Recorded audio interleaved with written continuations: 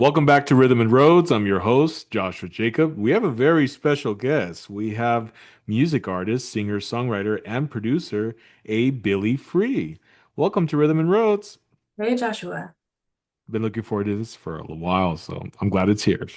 thank you for the invitation. Well, yeah, thank you for accepting. And I got to say, I'm such a fan of your album, Holy Body Roll. That's right. Yeah, Holy I body mean, roll. that's incredible songwriting and just the style of it. Especially when the first song kicks off, you're just like, oh, this is gonna be good. Yeah, I so agree. I do get chills listening to it when it comes on my playlist. Um, yeah. the pianist on there, Greason and I just really like Wow. opened up the book for us, and then it sort of dives into this like deep funk Yes. situation. Yes. It's definitely I would say a masterpiece where it's like you just don't want to touch it after that. You're just like, let's just leave this album. Like a great film classic where you just see it and you're like, do not remake it, just leave it the way it is, because so that's just my I feel that way about like series. When yeah, you get to exactly. the fifth series and the writing is gets stale, I'm like, you guys should have kept it to two. I would have been happy and I could have moved on to my life and That's true. Yeah. found a new story. Yeah, totally agree. Yeah, I'm the same way about that with series as well. But yeah, for those that do not know of you, we would like to get into the beginning of your journey. Of or who or what inspired you to become a singer-songwriter? Yeah, so I think when I think about it, what pops into my mind as like a deep influence from early on is my mother. She was an avid reader, Okay. and she passed that practice to me at a young age.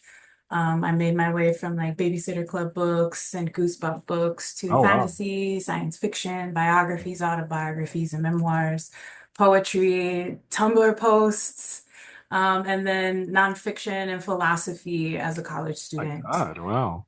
Yeah, I loved radio as a child. I still do work in radio. The Okay. frequency, the songs, and the it's like a great gritty clarity that comes through for me with channel broadcasting that I've just been compelled to since a young child. Interesting. And then as a teenager, and a young adult, I was lucky enough to work in two music shops. So a lot of genres have like hit my ears in the last like 20, 25 years. Wow. As a teen and a young adult working in these shops, I was attracted to like certain sounds and certain Mm, genres.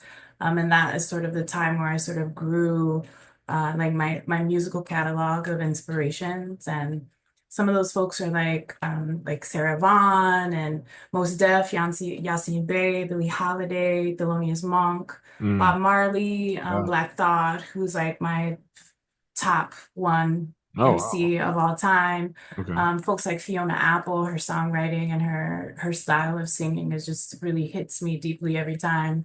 Yeah. And also Ella Fitzgerald, who I share a birthday with. So No. these Okay. are have been influences and inspirations to my journey thus far.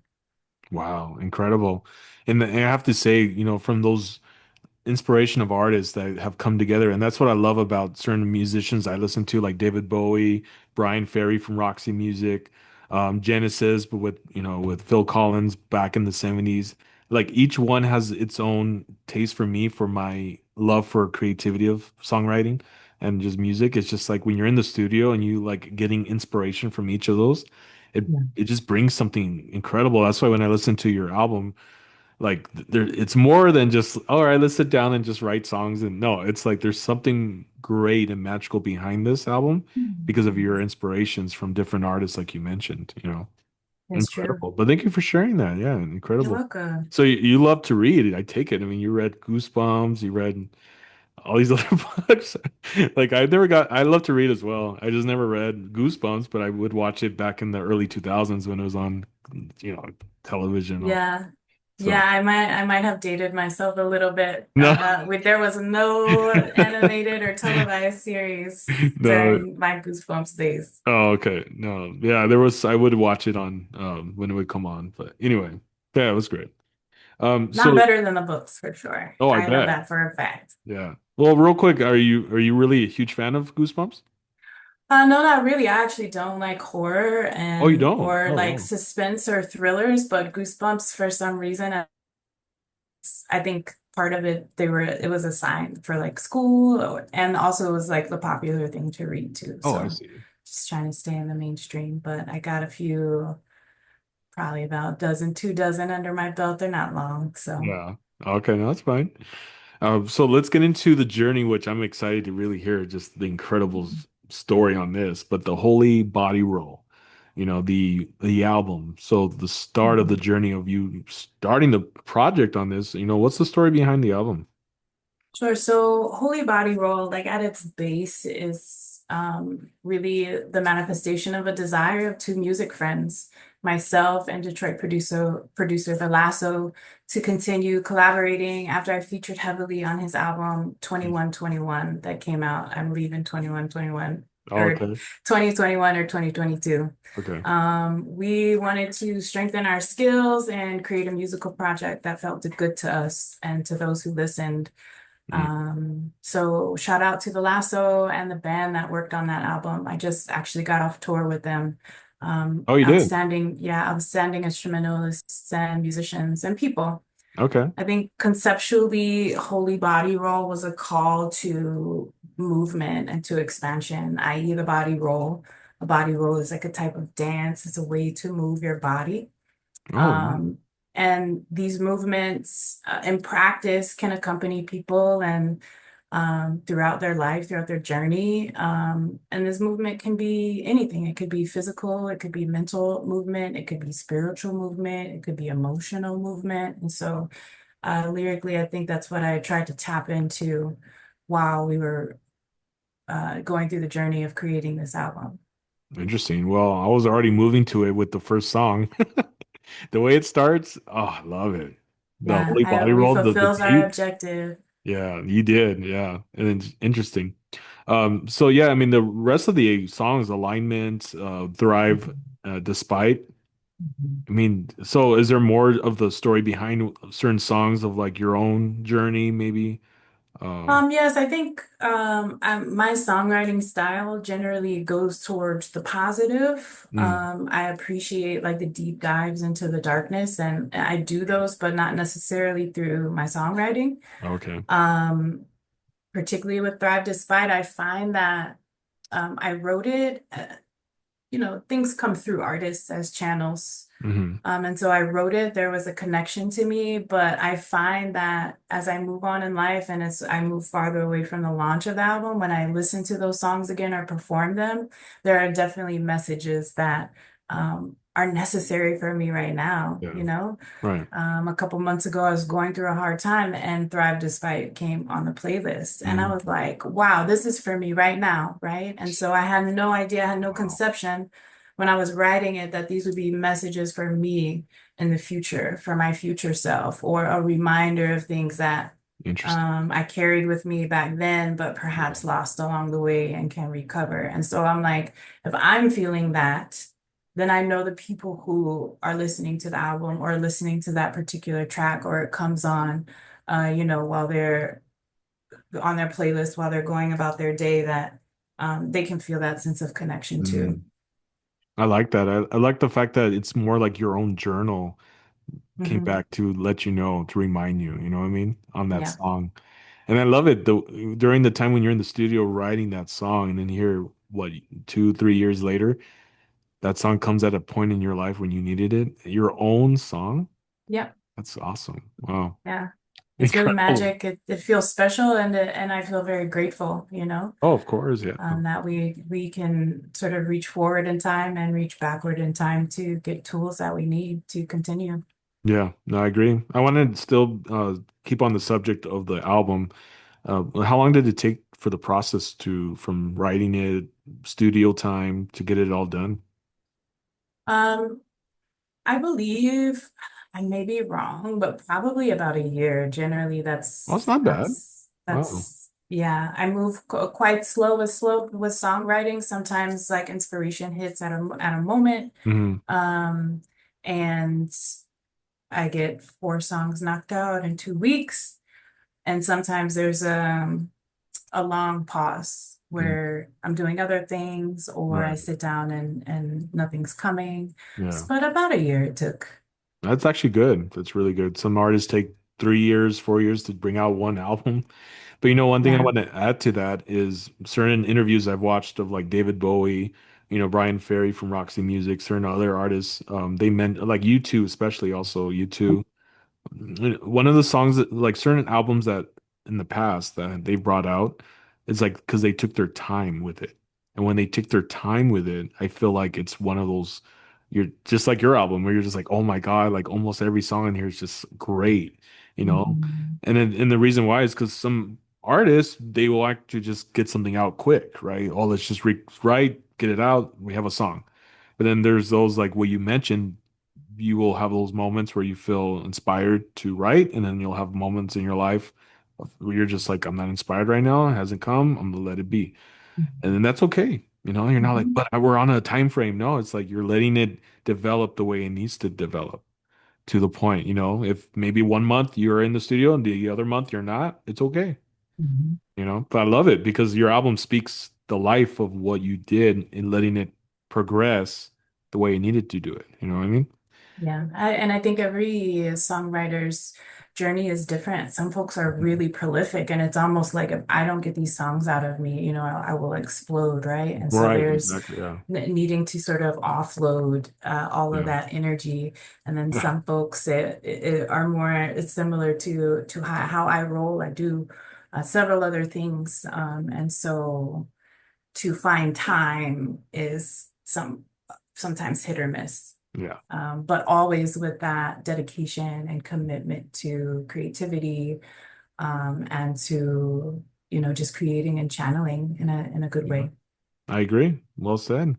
Yeah. As of right now, are you on writing any new songs, a new album in the future? So first thing I want to say on that question is that I do have a song on an upcoming album. It's yet to be named, but it's pretty much done. Mm, It's from Las Cruces beat producer Late Night Loki, and the okay. track is that I'm featured on is called Jet Lag in Botswana. It's about my recent trip to Botswana in Southern Africa. Okay. And I'm really excited about this track, and the album in general because Loki is a longtime music collaborator. And he did full production on the album. He's a beat Wow. maker, and it features MCs from our region, from the Southwest, from the Bay, and from Chicago. So Wow. that for me is really exciting, and it's a new song that I have written. The second thing is that The Lasso and I are set to release another project in July Oh, is that of right? 2025. Yes, it's called Pleasure, Peace, and Pain, Okay. and we're releasing it independent. It is cerebral but familiar if you've listened to Holy Body Roll. So I think that you might enjoy the album. Nice. For me, it's a meditation on basically like the pleasure, the peace, and the pain that we experience in life, Mm. the hard decisions and the micro adjustments, and the acknowledgement of who and what accompanies us as we continue on the journey. I'm really happy about it, excited. The tour that I was just on with Lasso, we debuted some of the songs Oh, you did? Okay. to good reception. And for me also as a songwriter to collaborate with a producer Mm. that has just very strong sounds and pure sounds Mm. and arrangements. It's sort of, again, it's just a continuation of that collaboration and strengthening of our music skills and just diving into a creative process as a community is really is a value for me.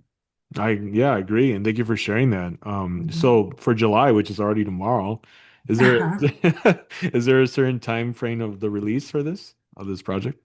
So we released a single last Thursday, Oh, you did basically already. the end Okay. of June. It's called Quiet Riot. Okay.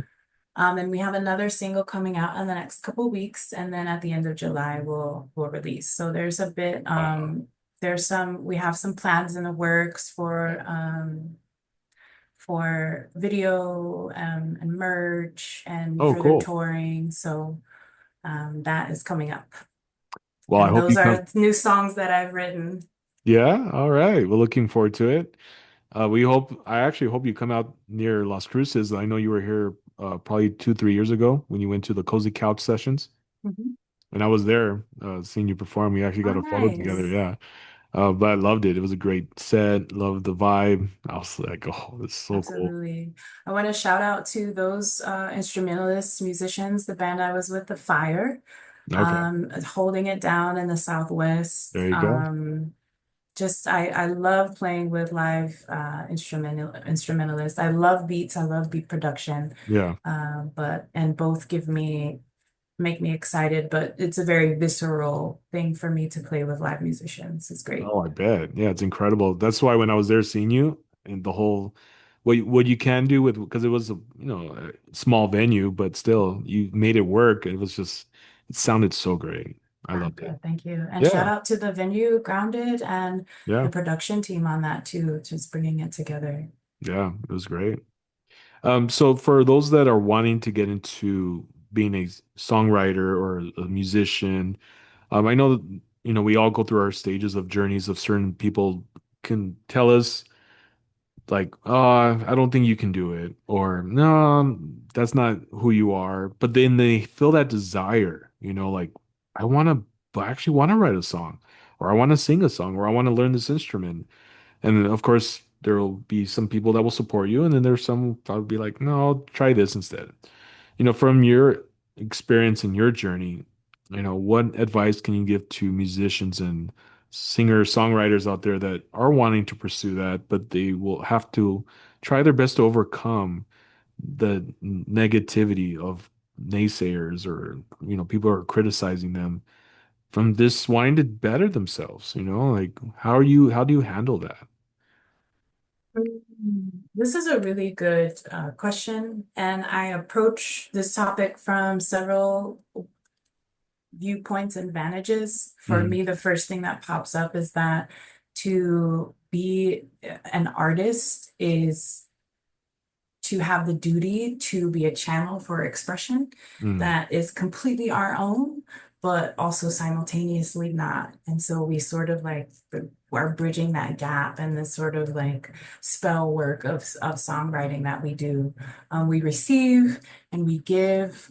Uh, in this exchange that is not static, right? right. It's always moving and ever evolving.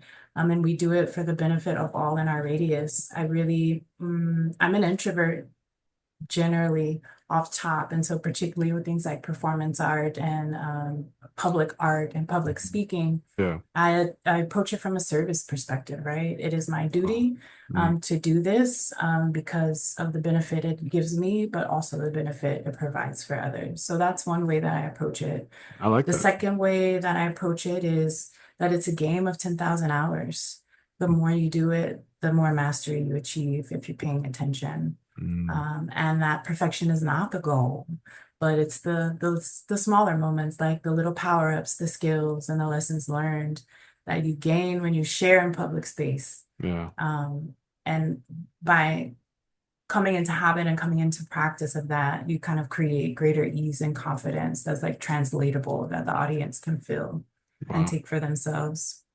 I think from a technical aspect, recording and reviewing any of your practices or performances is extremely helpful.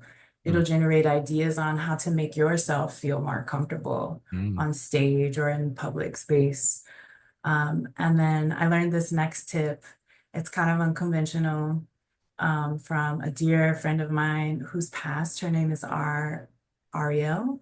Oh, okay. And she told me, because I drive a lot to shows, a couple hours, maybe 1 hour, sometimes 4 or 5. Okay. But when I have a long drive alone before I gig, I just scream in the car. Scream. What? Different ways, Really? different like places from within your throat. Just scream. Wow. And this sort of like expels energy. It also, I mean, not screaming to the point of making yourself hoarse if you're using your vocals, Oh, okay. but it is a way to potentially warm up your vocal cords as well. Interesting. Um, Okay. it's also an emotional release too. I know that some people do that when they're like very anxious or having an Yeah. upset moment. Right. They'll like scream into their pet pillow. Yeah.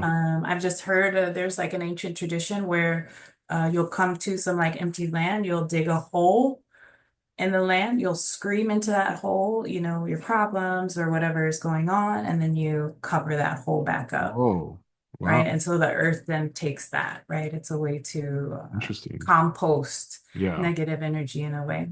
So those are a few approaches that I take to help me, Yeah. and that I want to give to, anyone on that journey or just starting out that journey of sharing your art, something super vulnerable and beautiful with others. Wow, I'm so inspired just by you saying all that because I'm actually on my journey to just, well, I won't say it, but I'm going to do something of a project and haven't really said anything yet, but I'm going to meet with some producer in the studio today.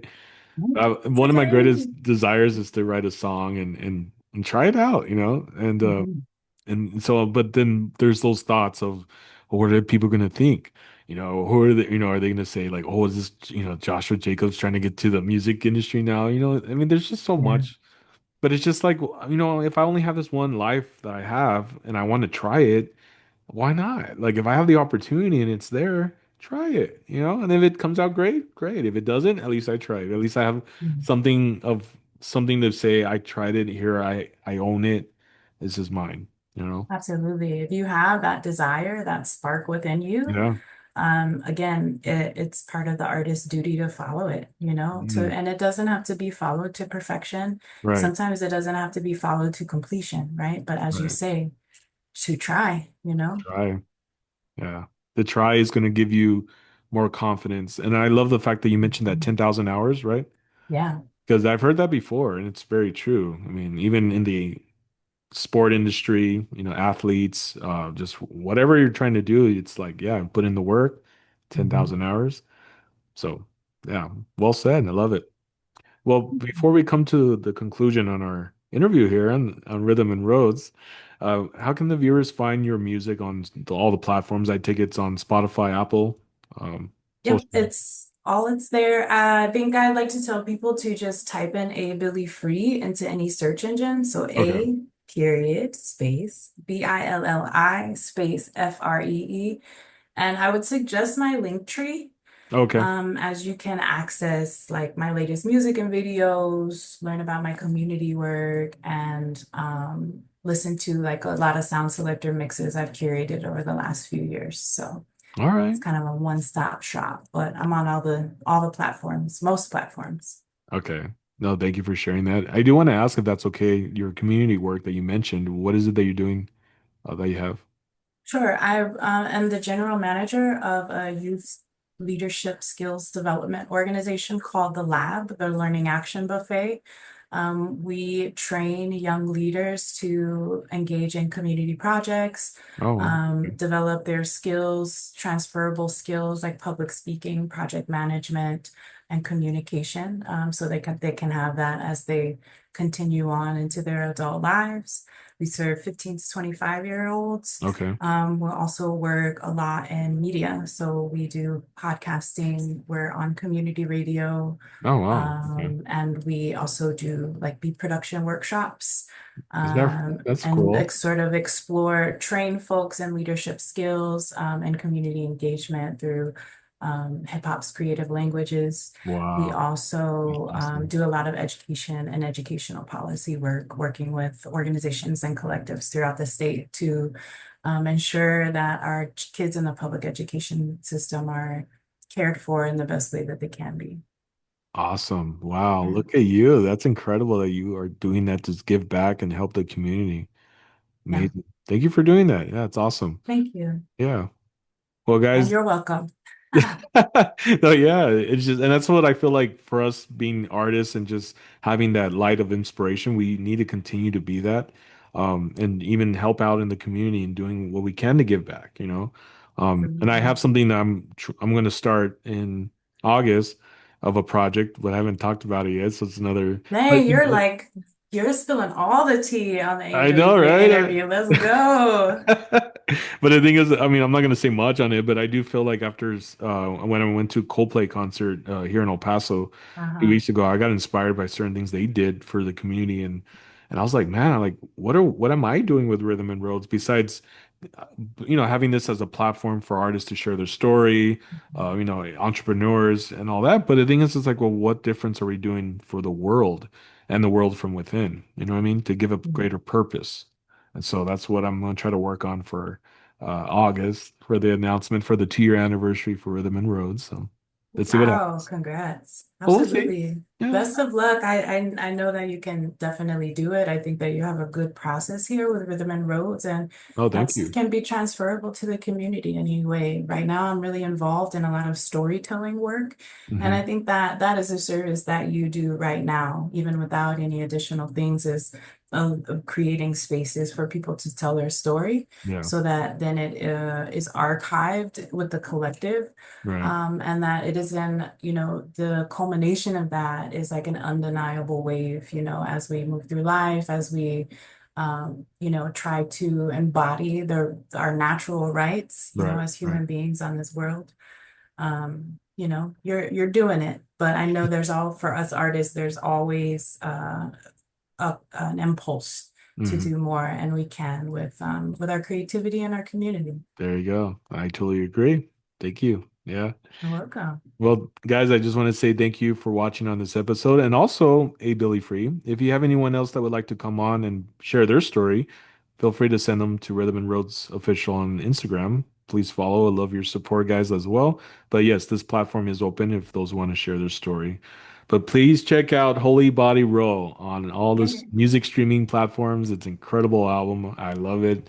Once you hear the first song, it's definitely a musical journey after that. So, Yeah, let's go. Thank you so yeah. much, Joshua, and Rhythm and Roads podcast. All right. Well, thank you guys for watching. Thank you, A Billy Free, for coming on, and we'll catch you guys in the next episode.